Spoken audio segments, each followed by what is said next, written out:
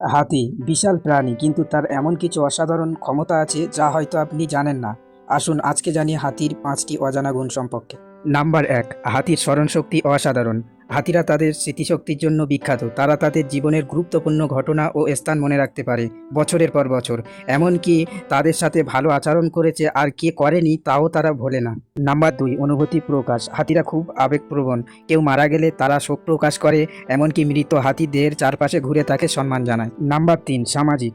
হাতি খুব সামাজিক প্রাণী। তারা পরিবার এবং দলের সদস্য সাহায্য করে।